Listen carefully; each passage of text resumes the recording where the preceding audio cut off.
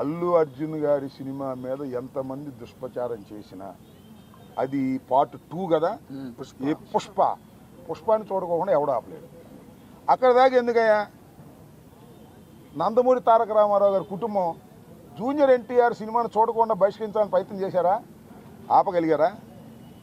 అట్లాగే ఇప్పుడు ఆయన పేరండి అల్లు అర్జున్ గారి సినిమాని ఆపాలని ప్రయత్నం చేస్తే ప్రజలు చూడరు. బాగున్న సినిమా ఏదైనా చూస్తారు.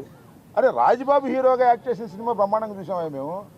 సినిమా బాగుంటే, ఎన్టీ రామారావు గారి సినిమాలు బాగోకపోతే ఫ్లాప్ అయినాయండి. ఏం చెప్తాం?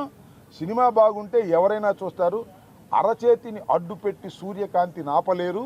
అదేవిధంగా ఇలాంటి ఎదవపోకళ్ళు పోయి సినిమాని ఆపలేరు అని మరొకసారి నిరూపించేటటువంటి కార్యక్రమం వస్తుంది.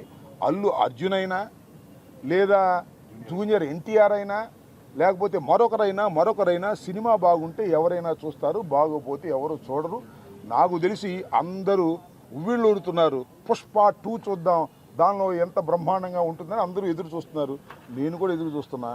మరీ థియేటర్లోకి వెళ్ళి చూడాలంటే ఇబ్బందిని, నేను కూడా పుష్ప 2 ఎలా ఉంటుందో చూడాలని నాకు బాగా కోరికగా ఉంది. ఎందుకంటే చాలా అద్భుతంగా, పార్ట్ 1 అద్భుతంగా ఉంది కదా, హాలీవుడ్ స్టైల్లో ఉంది కదా, అందరినీ తలదన్నే విధంగా వెళ్ళాడు కదా అల్లు అర్జును.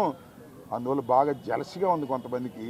మీ జలసి వల్ల మీ కడుపులు పుచ్చిపోతాయి, గుర్తుపెట్టుకోండి. పోయేవాడిని ఎవడో పట్టుకోలేడు, పైకి వెళ్ళేవాడిని. మీరు పట్టుకోవాలని ప్రయత్నం చేస్తే మీ కడుపులే గ్యాస్తో పుచ్చిపోతాయి, గుర్తుపెట్టుకోమని ఈ సందర్భంగా చెప్పదు.